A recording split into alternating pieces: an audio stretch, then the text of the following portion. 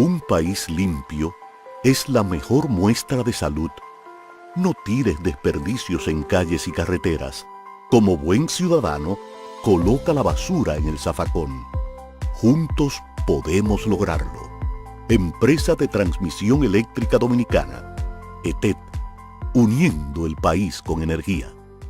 El país lleva más de 100 años de crisis eléctrica. El gobierno, decidido, ha puesto en marcha un plan integral de 3 ejes para dar una respuesta definitiva, produciendo más energía a bajo costo, modificando la matriz energética, reduciendo las pérdidas y realizando una eficiente gestión.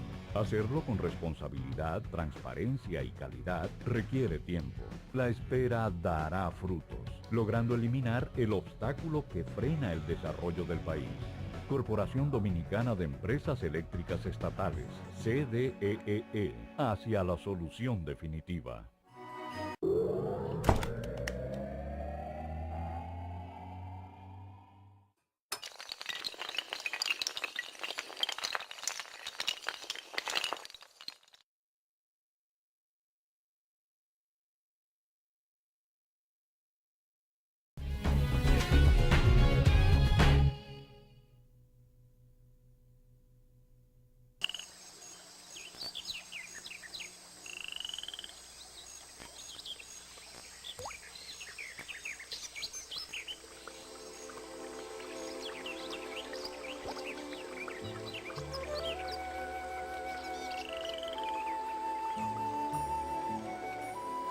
¿Sabes por qué estamos vivos hoy día? Es gracias a un hombre fiel que anduvo con Dios hace mucho tiempo.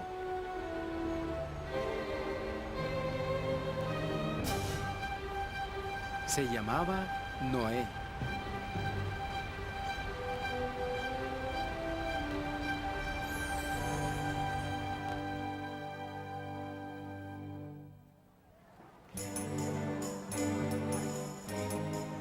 La Biblia, en el capítulo 6 de Génesis, nos dice que muchos años atrás, como 600 años después de la muerte del primer hombre Adán, algunos ángeles del cielo miraron a la tierra y se fijaron en las mujeres.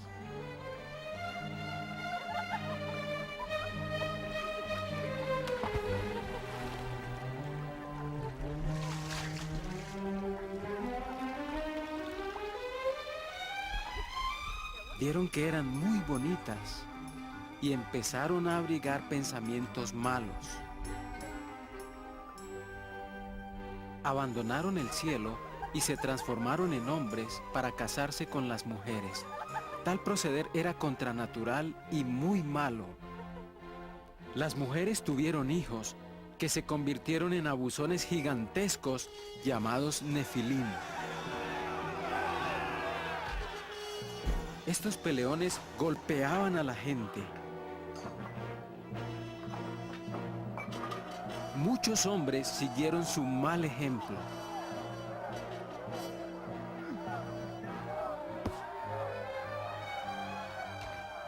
Es probable que hasta los niños se hicieran abusones.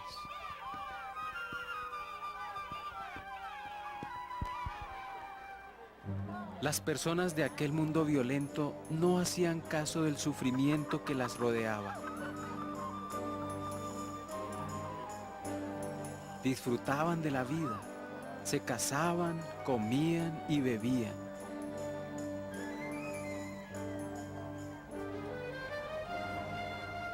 Compraban y vendían y no se interesaban en Dios.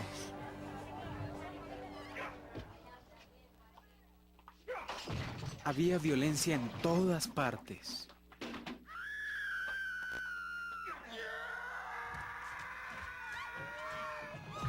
Se agredía a personas inocentes.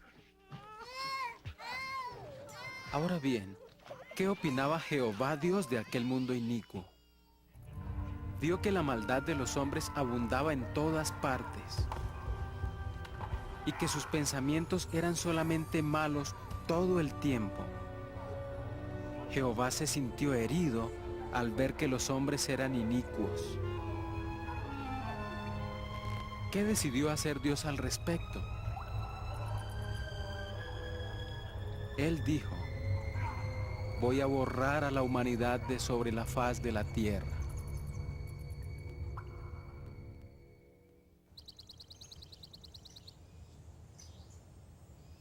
¿Significaba esto que no quedaría nadie en la tierra?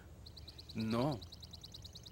La Biblia nos dice que durante ese tiempo de violencia había por lo menos un hombre que obedecía a Dios: Noé. Este hombre de temor reverente y su esposa tenían 3 hijos. Probablemente Jafet era el primogénito.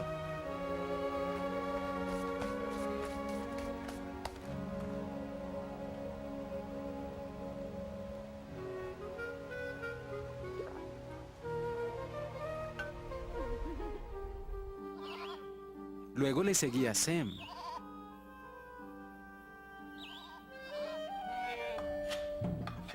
Cam era el menor.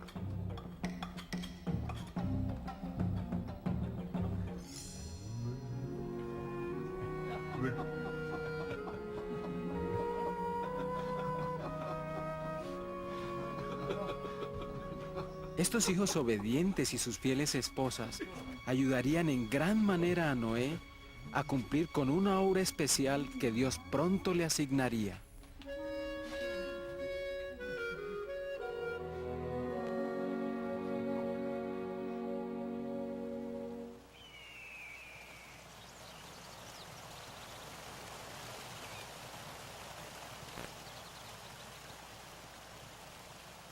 ¿Por qué favoreció Jehová a Noé? ¿Qué tenía él de especial? Noé era un hombre fiel que andaba con Dios, pues le servía día tras día. Era diferente del resto de la humanidad. Él obedecía a Dios.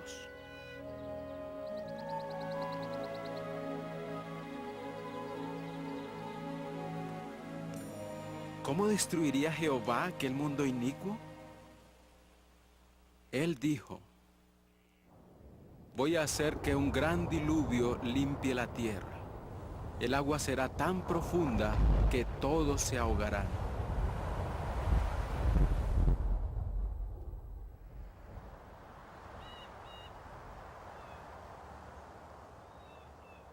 ¿Qué les ocurriría a los pájaros y a los demás animales? ¿Qué les sucedería al fiel Noé y a su familia? Jehová dio instrucciones específicas a Noé para que construyera un arca que le salvaría la vida. ¿Cómo sería? Como una enorme caja rectangular, larga y estrecha y con el fondo plano.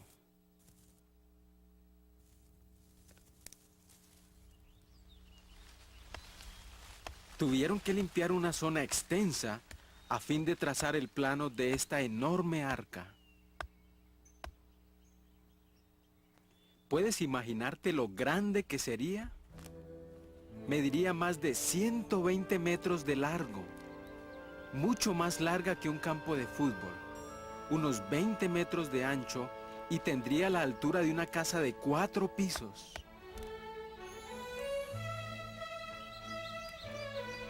Es probable que Noé la construyera cerca de un bosque, donde encontraría madera fácilmente. Pero ¿cómo construirían Noé y su familia, solo 8 personas, una nave tan inmensa? Nunca habían hecho algo semejante.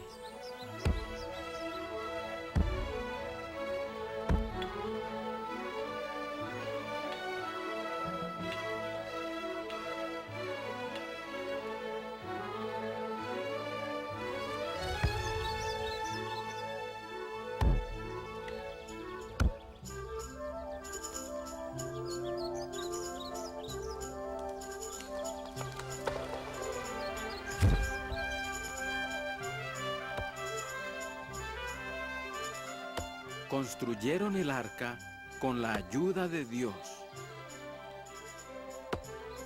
Además de este trabajo, tenían que efectuar otra obra importante. Tenían que advertir al prójimo del venidero diluvio. ¿Puedes imaginarte cómo debieron responder aquellas personas a la predicación?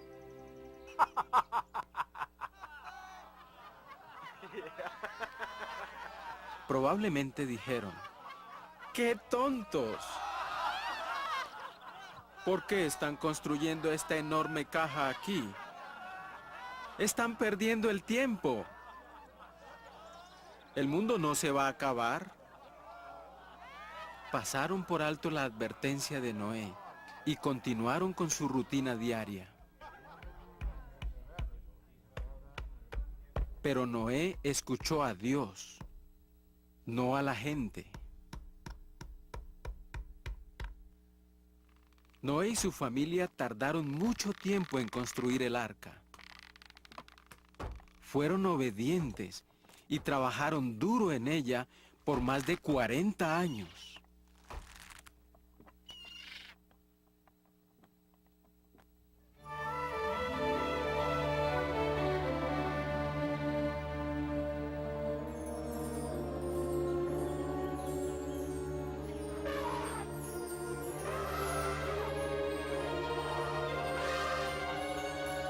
Por fin, el arca fue terminada. La hicieron impermeable. Para que entrara luz y aire fresco, abrieron ventanas alrededor del arca. También hicieron una puerta grande en uno de los lados. Como parte de los preparativos para su larga estancia en el arca, recogieron frutas, cereales y otros alimentos. Tuvieron que almacenar suficiente agua para ellos mismos y los muchos animales y pájaros. Pero no habían terminado aún. Tenían ante sí otra tarea difícil, un trabajo urgente.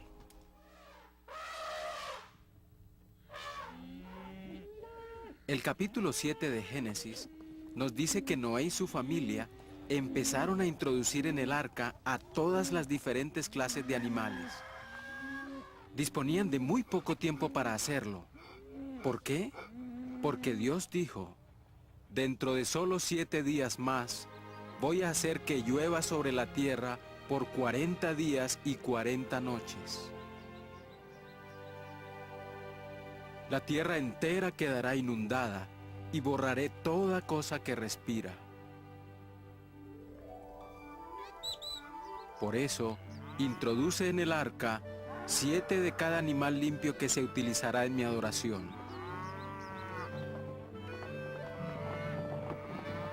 De los que no son limpios, introduce solo 2 de cada uno.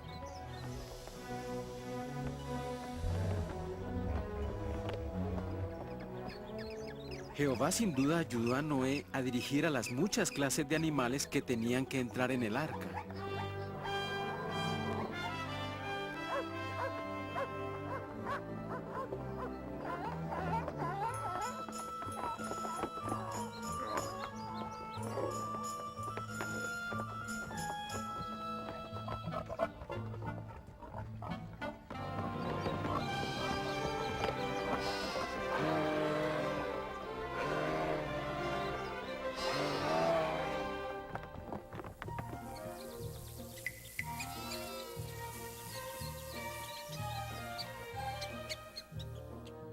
No se omitió a ninguno, ni siquiera a los pequeños,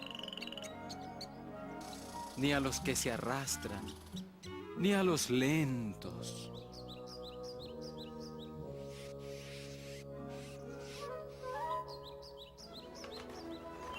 ¿Perdió tiempo Noé? Se dijo a sí mismo: bueno, esto puede esperar hasta mañana. No. Hizo todo lo que Jehová le había mandado. No fue fácil, pero de nuevo, él y su familia demostraron que temían a Dios y que eran obedientes. Hicieron precisamente así.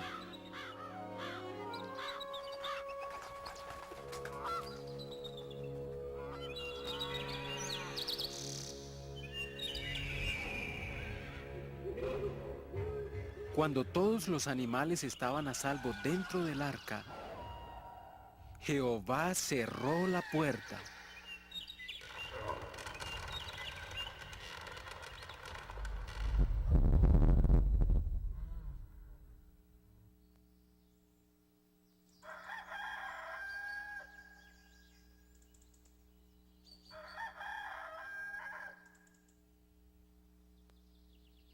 Entonces, Noé y su familia tuvieron que esperar. ¿Vendría el diluvio o harían el ridículo encerrados dentro del arca?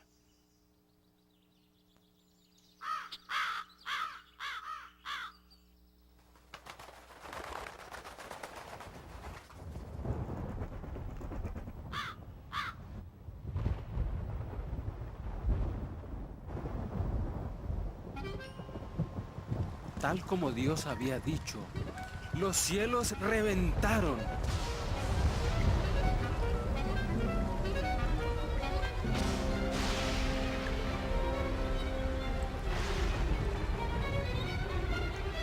Llovió y llovió sin cesar.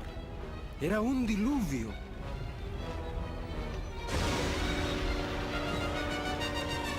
El agua cayó a cántaros por 40 días y 40 noches. Sí, Jehová cumplió su palabra. Las aguas continuaron ascendiendo. Imagínate cómo se sintieron todos cuando el arca empezó a flotar y a mecerse.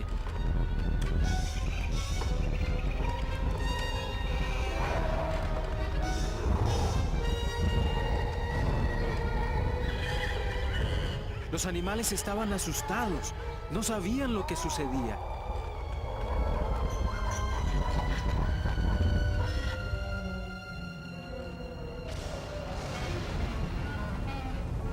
El arca empezó a subir poco a poco con las aguas. Con el tiempo, hasta las montañas más altas quedaron cubiertas. La tierra estuvo inundada por 150 días. ¿Qué les ocurrió a todas las personas malvadas y violentas que se habían burlado de la advertencia de Noé? Se ahogaron.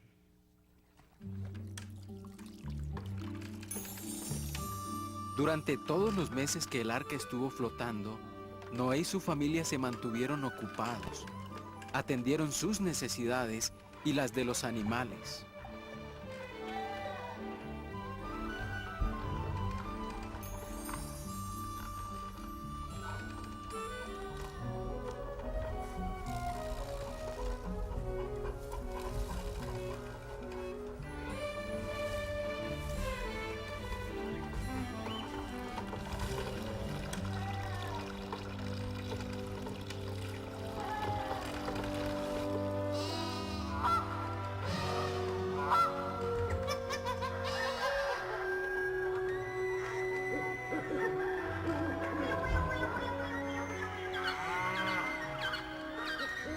Los únicos que se salvaron fueron los animales que estaban en el arca y Noé y su familia.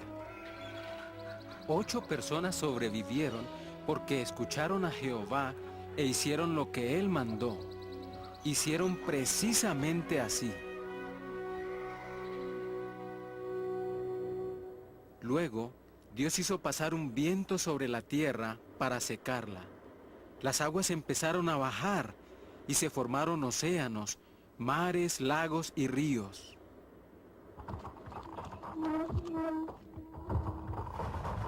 Imagínate cómo se debieron sentir Noé y su familia cuando de pronto el arca encalló en las montañas de Ararat.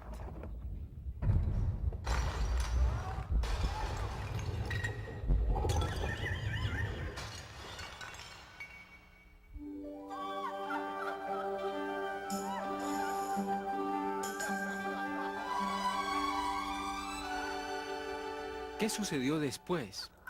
El capítulo 8 de Génesis dice que Noé envió un cuervo para ver si había suelo seco en las cercanías. Pero iba y volvía. No había lugar donde posarse.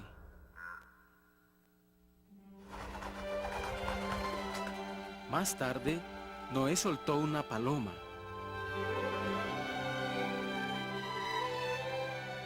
Pero por más lejos que volara, no encontró ningún árbol.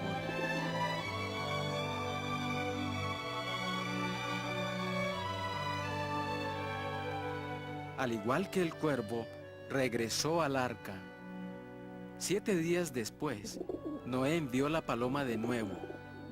Volvió con una hoja de olivo recién arrancada en el pico. Noé entonces supo que ya había algunos árboles visibles. Con el tiempo, la tierra quedó completamente seca. Noé entonces esperó el siguiente mandato de Jehová. Dios dijo: sal del arca, tú y tu familia, y todos los pájaros y demás animales.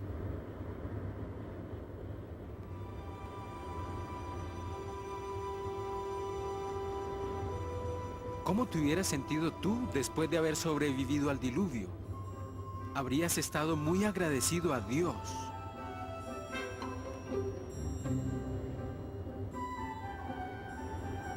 Asimismo se sintieron Noé y su familia.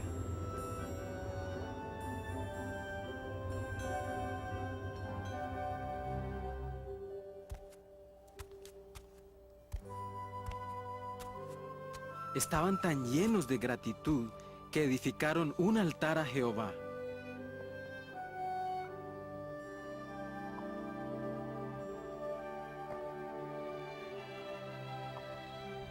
Ofrecieron sobre él sacrificios de acción de gracias. A Dios le agradó mucho aquel acto de adoración de Noé.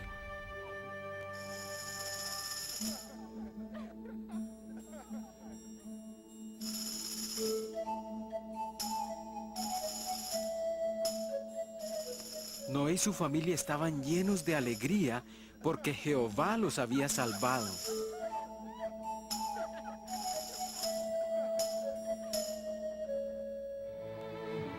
Jehová pasó a bendecirlos y a decirles que tuvieran hijos y se esparcieran por toda la tierra. Con el tiempo, los hijos de Noé y sus esposas tuvieron familia.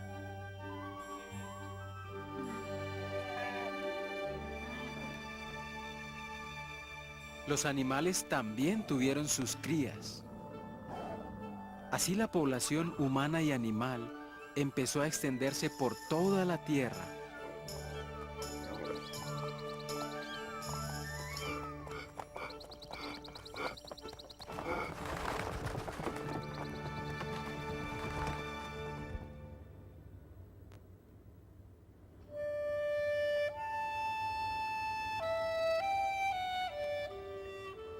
Jehová hizo una promesa solemne a Noé y al resto de la humanidad.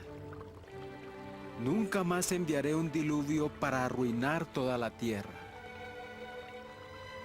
Les dio algo hermoso en el cielo para ayudarles a recordar su promesa.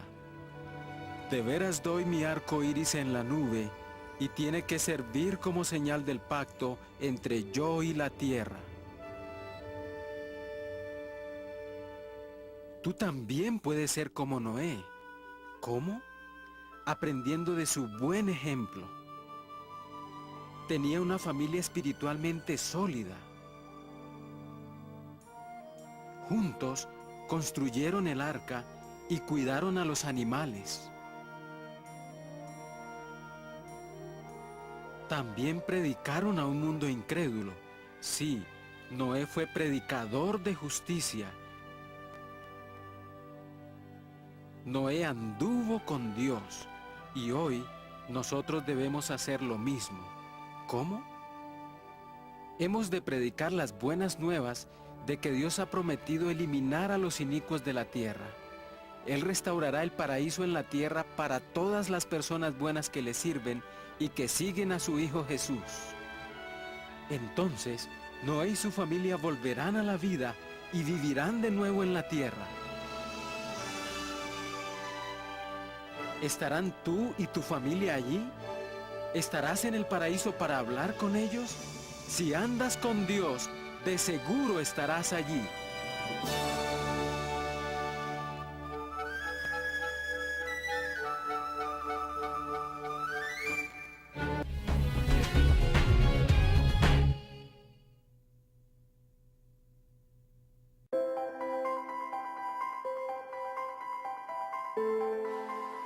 Un país limpio es la mejor muestra de salud.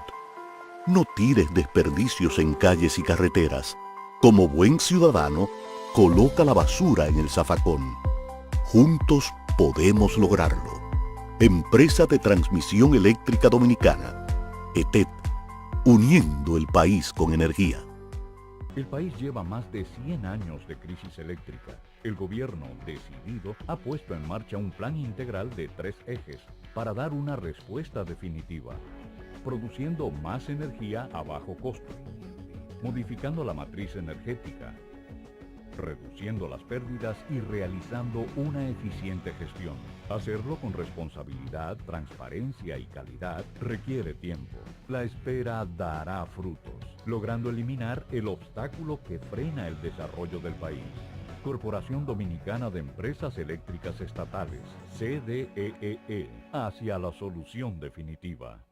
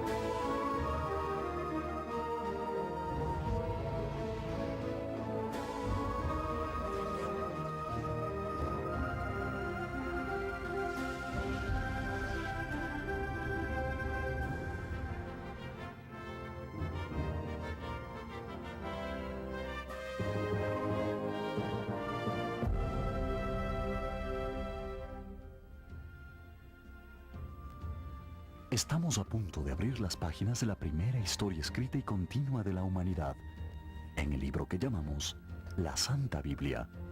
Investigaremos algunas de sus historias más controversiales y descubriremos respuestas a algunas preguntas muy difíciles. ¿Es la Biblia un relato confiable de intervenciones milagrosas que rescatan al ser humano de la ruina y destrucción? ¿O es simplemente una colección de leyendas y mitos, como dicen algunos críticos de hoy? Conocidos expertos de todo el mundo, tanto escépticos como creyentes, han contribuido en la consideración de estas cuestiones bíblicas que tal vez lo asombren y sorprendan.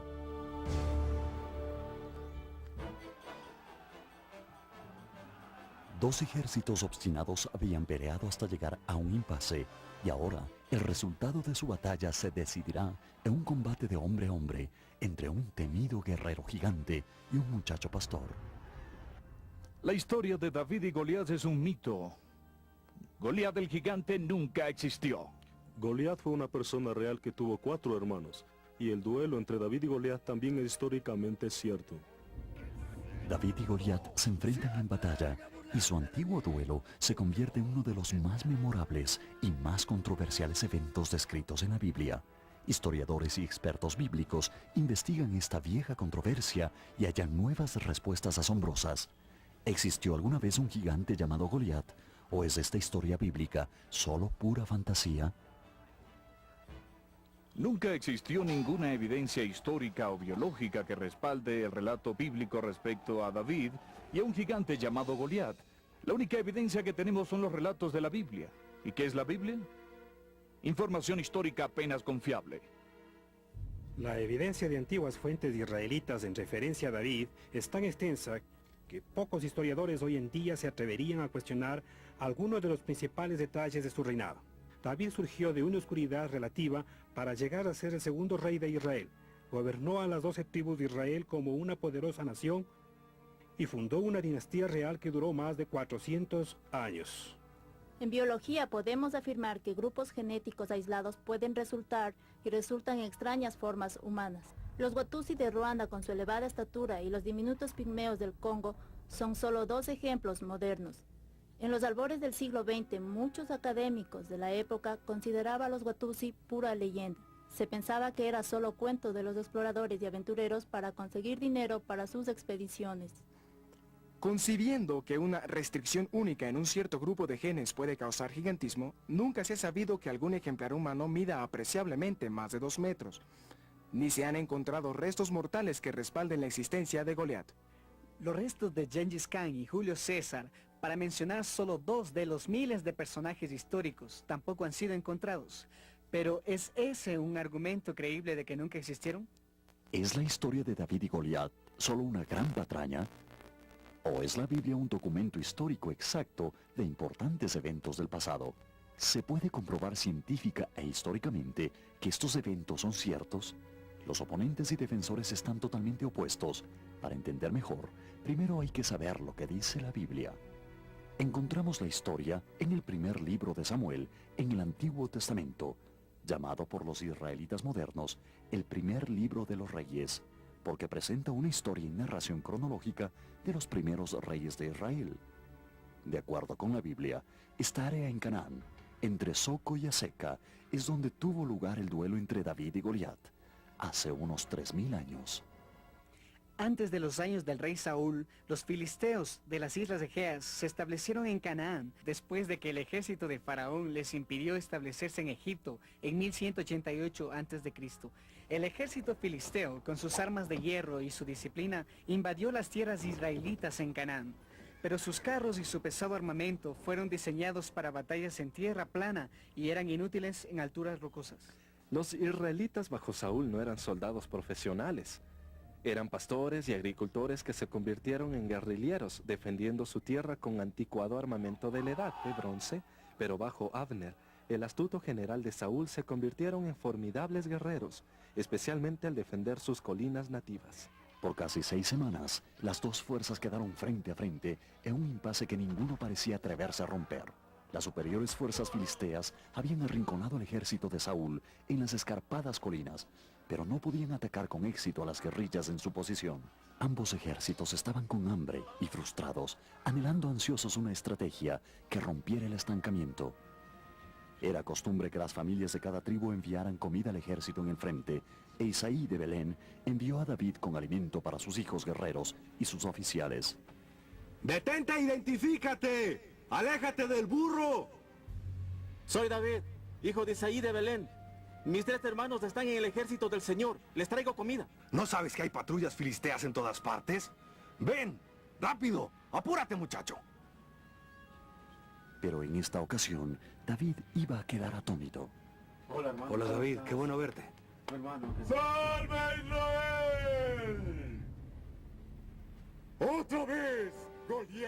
A diario, Goliat se burlaba de los israelitas con insultos, intentando atraerlos a campo abierto. ¡Inútiles soldaduchos! No hay un solo hombre en todas sus filas que venga acá y se atreve a enfrentarme en combate. Dependiendo del erudito bíblico que relate la historia, Goliat medía desde 2,5 metros hasta 4 metros de estatura. Admitámoslo, no hubo ninguna raza de gigantes y no existe la más mínima prueba histórica o científica para tales seres enormes. Antiguos registros judíos señalan que Goliat era de la tribu de los refaítas y que tenía 1 o más hermanos.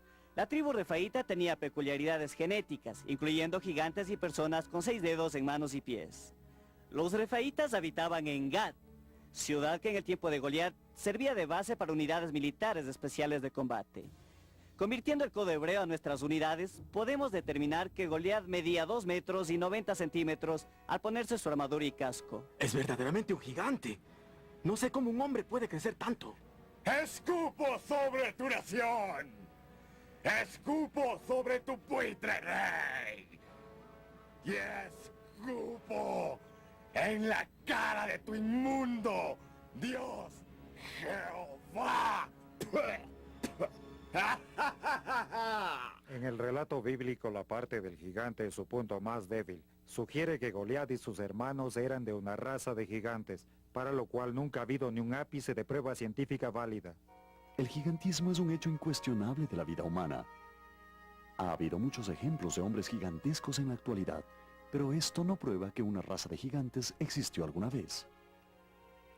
La Biblia menciona enfáticamente a los anaseos y refaítas, dos tribus de gigantes que fueron destruidas por el ejército de Josué en su campaña en Canaán. Los sobrevivientes de estas tribus se refugiaron entre los filisteos. Además, hay absoluta evidencia científica de tales tribus, confirmada por hallazgos arqueológicos de enormes esqueletos en Palestina. También los anaseos y refaítas están representados en varios relieves egipcios, que los muestran siendo de extraordinaria estatura y de piel blanca. Si los gigantes existieron en esta área de Canaán, lo que parece quedar comprobado más allá de duda, ¿por qué no uno llamado Goliat? Saúl, el primer rey escogido de Israel, era un hombre valiente, frustrado por el largo impasse. Ustedes, esclavos cobardes, y su inmundo Dios, Jehová. El joven David nunca había escuchado a nadie maldecir a Jehová, y el horror lo estremeció hasta el tuétano. ¡Ese monstruo ha maldecido al Dios viviente! ¿Quién saldrá a destruir al monstruo por su blasfemia? ¿Quién de ustedes dirá? Cuida tu lengua, muchacho. No nos avergüences. Eres solo un muchacho entrometido y no entiendes. David se sintió muy mal al ver que el gigante podía blasfemar sin ser reprendido, tanto que se apresuró a conseguir una audiencia con el rey. Mientras tanto, en la tienda del rey, Abner trataba de convencer a Saúl de su plan. Esto me parece complicado, Abner. Me parece que no tiene sentido. Los filisteos siempre pelean igual, con sus tropas de armas pesadas, caballos de guerra y terribles carros. Si los despojamos de ellos, los venceríamos en un combate mano a mano. ¿Y cómo lo harías eso, gran general? Sus caballos, sus carros están aquí en la parte de atrás del campamento, en el lugar más defendido. Mueve a los arqueros de Benjamín por estas cañadas a sus flancos. Con flechas encendidas incendia sus campamentos, crea confusión. Mueve a los lanceros del Dan para romper su avanzada aquí, y ataca en el mismo centro. Y haz que los guardias filisteos se queden ciegos y te arrastren a sus posiciones. Necesitamos una distracción, algo que capte su atención hasta que despleguemos a los hombres. Permítame pasar. Tengo que ver al rey. Es urgente. Tengo que ver a su majestad. Déjeme entrar. Al veterano guerrillero, la intrepidez de David le hacía gracia, pero el joven pastor no permitiría que lo ignoren. Dejen entrar al muchacho.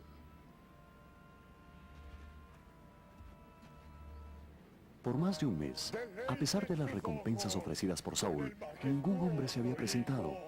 Hasta ahora. El frágil pastor suplicó que le diera la oportunidad, pero el rey no le hizo gracia. ¿Qué es esta molestia? Por favor, su majestad, hágame su paladín, que yo pueda matar al monstruo que blasfema contra Dios. ¿El gigante Goliat? Provoca a Dios. Y contra usted, poderoso rey. He matado osos. Y también un león que atacó al rebaño de mi padre. Y haré lo mismo con el monstruo que maldice a Dios y a Israel. La determinación de David para pelear contra el gigante parecía tan fuerte que Abner tuvo una idea. ¿Valoras tan poco tu joven vida que la echarías a perder torpemente? Dios me dio la vida. Le pertenece a él.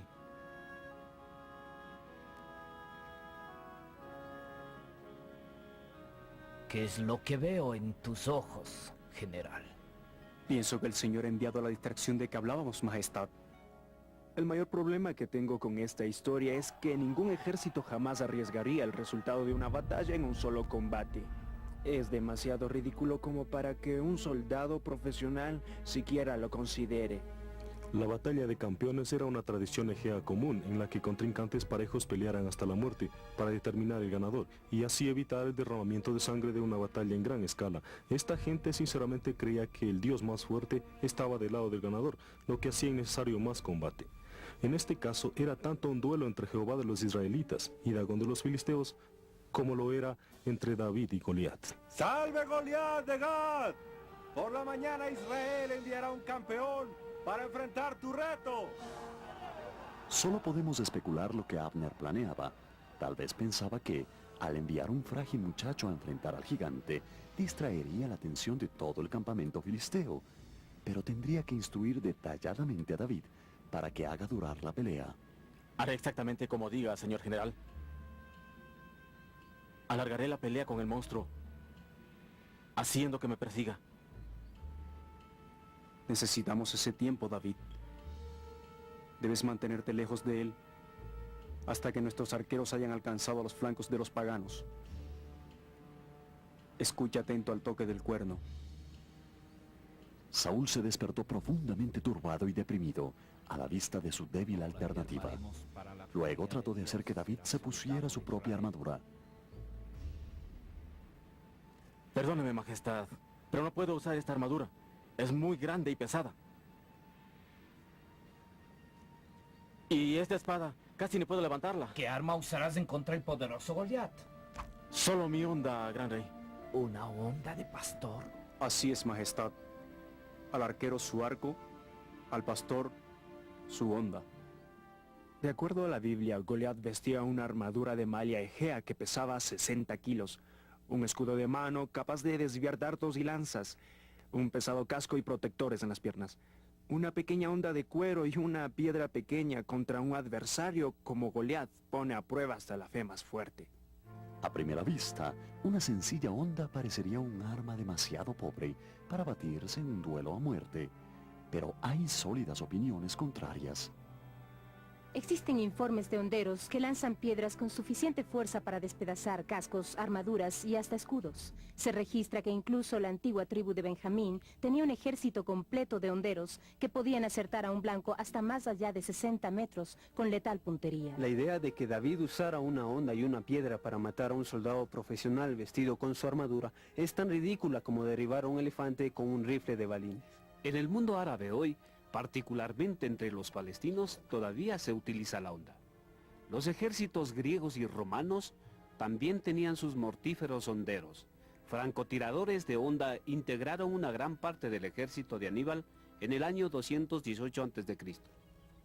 Pero, ¿es la honda un arma mortal? Hasta la Guerra Civil Española, en 1936, se usaban hondas con resultados mortales. ¿Cuán precisas y fatales son las hondas? Acudimos a Stacy Groskop para averiguarlo.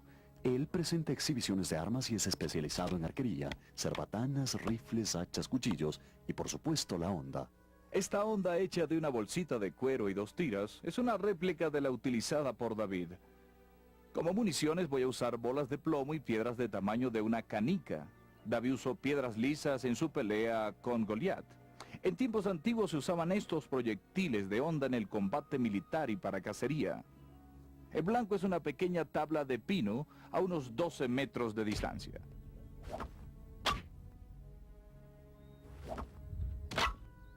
Como pueden ver, la antigua honda era muy eficaz. En las manos de un experto como David, esta honda era ciertamente un arma muy mortífera. Después de largas semanas de frustración, el campamento filisteo se llenó de emoción ante el prometido espectáculo de muerte. Se daba por hecho que Goliat masacraría a cualquier hombre que los israelitas enviaran.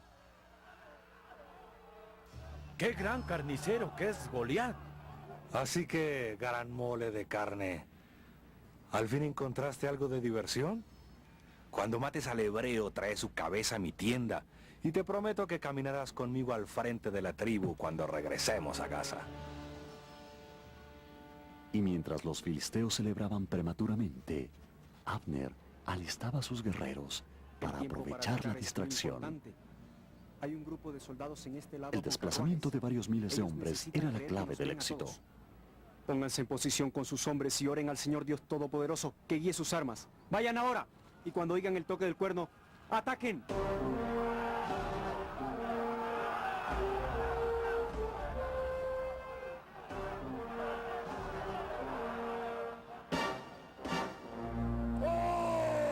¡Oigan, perros hebreos!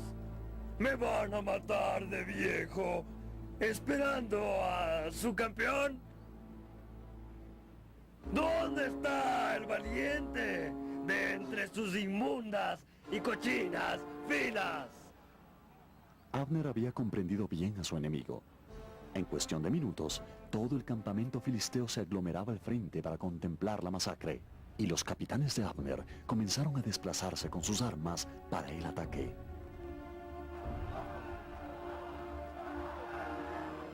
¡Yo soy David! ¡Acepto tu reto!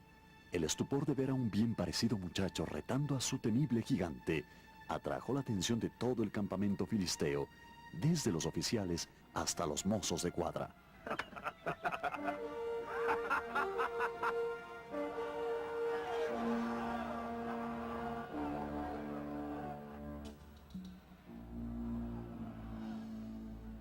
¡Por la sangre de Dagón! ¿Qué es esto? ¡Se atreven a burlarse de mí! ¡Mugrosos escarabajos hebreos! ¡Envían a un niño a combatir con el mejor guerrero del mundo! David, un adolescente que eligió no llevar armadura, fácilmente pudo haber esquivado al bien armado gigante Goliat, por 3 razones médicas. Una, quienes sufren de gigantismo tienden a ser torpes, en vez de ágiles en sus movimientos.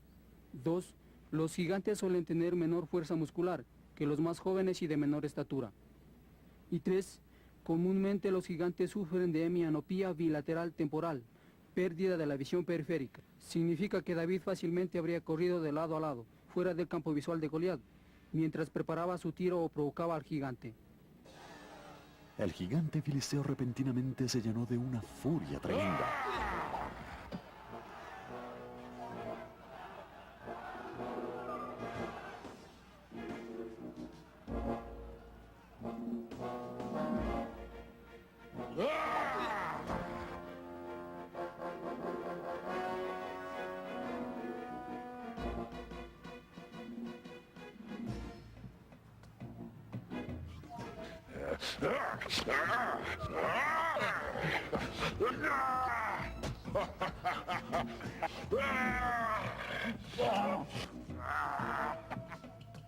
¡La jabalina no la lanza, güey mentecato!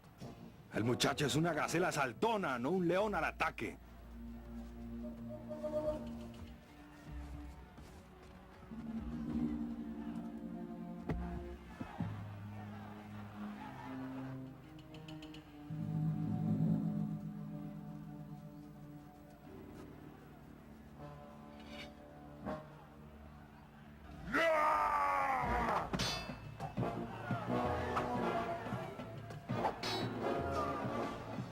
Solo un poco más, mi valiente jovencito.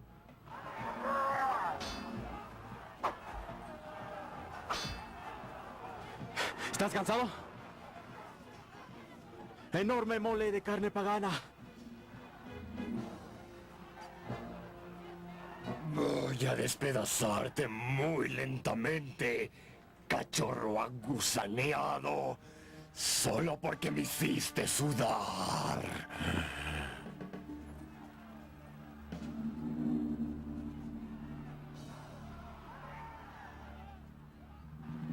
Finalmente, los capitanes condujeron a sus hombres a las posiciones de ataque.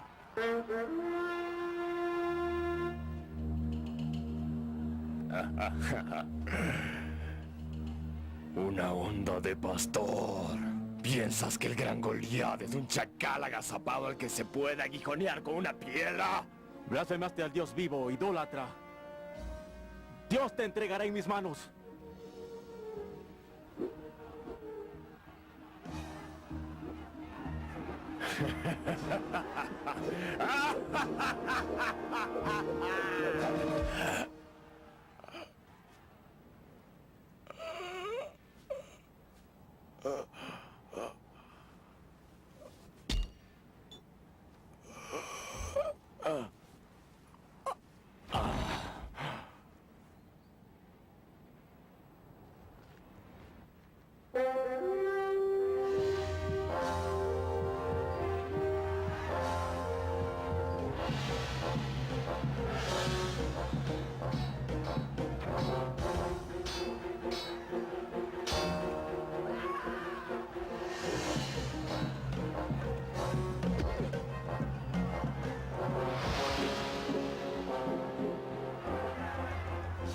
El ataque israelita fue tan veloz y asombroso que las fuerzas filisteas quedaron destruidas en unos pocos terribles minutos.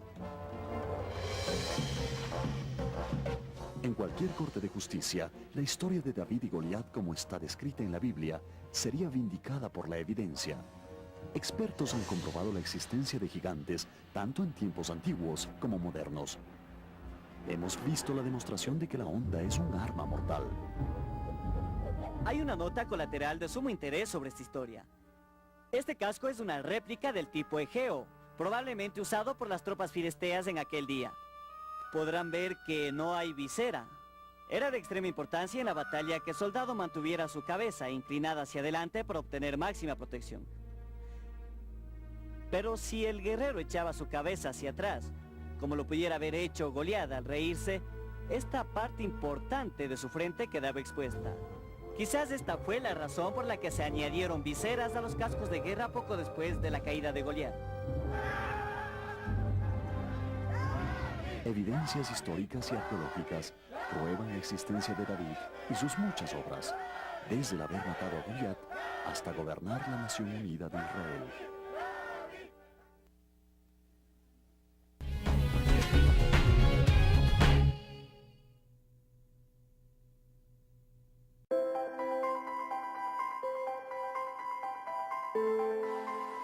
Un país limpio es la mejor muestra de salud. No tires desperdicios en calles y carreteras. Como buen ciudadano, coloca la basura en el zafacón. Juntos podemos lograrlo. Empresa de Transmisión Eléctrica Dominicana, ETED, uniendo el país con energía. El país lleva más de 100 años de crisis eléctrica. El gobierno, decidido, ha puesto en marcha un plan integral de 3 ejes para dar una respuesta definitiva, produciendo más energía a bajo costo, modificando la matriz energética, reduciendo las pérdidas y realizando una eficiente gestión. Hacerlo con responsabilidad, transparencia y calidad requiere tiempo. La espera dará frutos, logrando eliminar el obstáculo que frena el desarrollo del país. Corporación Dominicana de Empresas Eléctricas Estatales, CDEE, hacia la solución definitiva.